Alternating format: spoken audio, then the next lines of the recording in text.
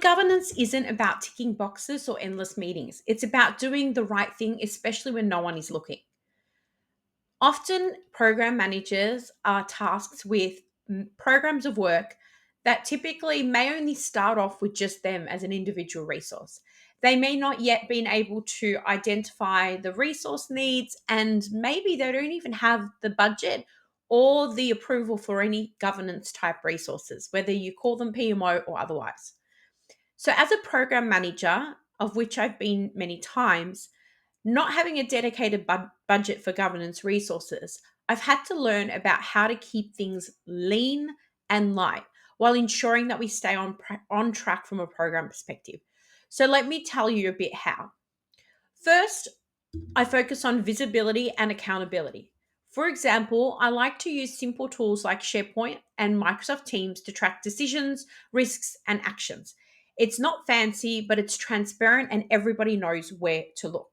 The other reason I like to use these tools is in every organization I've worked with, almost 95% of them typically have Microsoft SharePoint and Microsoft Teams products. Not to suggest that they're the only products, but they are so well integrated into the Microsoft ecosystem that they become second nature for a lot of people to leverage and to use. And when using these simple tools, I use a consistent approach to make sure that they're set up in a way that effectively makes them simple to use and makes it more enjoyable. And the reason it becomes enjoyable is because I make sure that we interlink everything so that people can get the information that they need. But more importantly, there is accountability. And accountability doesn't require a bunch of governance resources chasing people all the time. So, visibility and accountability is key. Next, I prioritize data over complexity. This is where I utilize dashboards that give me real time insights. Questions that I ask often is: are we hitting the right milestones? Are risks escalating?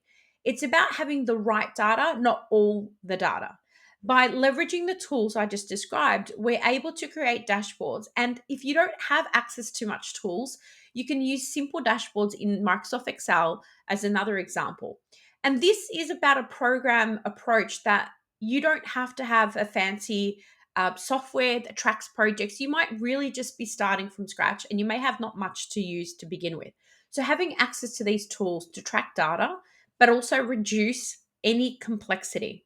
And doing so by creating dashboards that extract the data directly from those Microsoft SharePoint lists and produce beautiful dashboards that can be consistently run over and over and over again.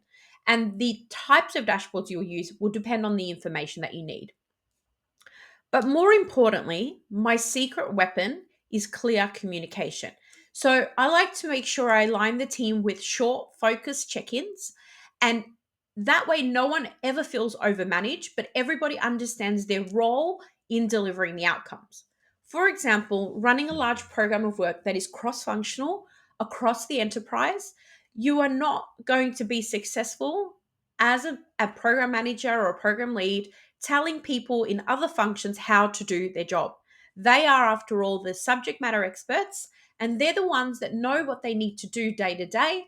You just need to give them clarity on what the program is trying to achieve and what sort of timelines we're working towards. And then put some guardrails in there. One of the common ones is making sure that it's clear that any budget associated with the program comes through the program management team, and that enables us to track key information such as spend. Lean governance or light governance, it isn't all about resources. It's actually about the mindset and the foundations that you put in place at the very beginning. If you're doing what's right, documenting key decisions, tracking risks, and staying transparent, you're already ahead. Remember, when we think about governance, we often associate that with over saturated teams. I've been in programs where we've had five, six, seven, eight, nine governance resources for a $30 million program. I've seen governance programs with a lean governance approach run with two or three people. As I'm talking now, I'm running a program of work that is cross functional and touches almost every department within an organization, and we have one resource. And so don't let complexity end up bloating your program. because when you remove the complexity, you reduce the need to have as many hands in the kitchen. Remember, good governance is about doing the right thing when nobody is looking. As a program lead and a program manager who normally sits in the PMO side of the fence, I could just effectively focus on delivery and not really pay too much attention to the governance stuff, knowing that nobody really is looking. Nobody's really asking me the questions. Nobody's asking for information on actions and risks and decisions. It could be assumed that nobody really has the time to pay attention to every single aspect of the program. But as a good governance concept, it's about doing the right thing when nobody is looking.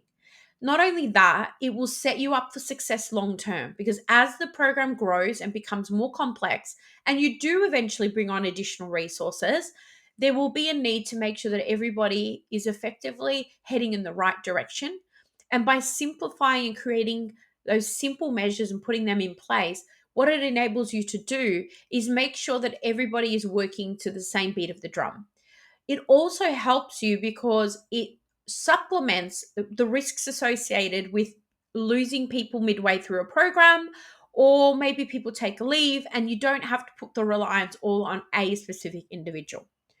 So I'm keen to hear about how you keep governance lean and light in your programs. Let me know in the comments. And if you have any questions, don't hesitate to reach out.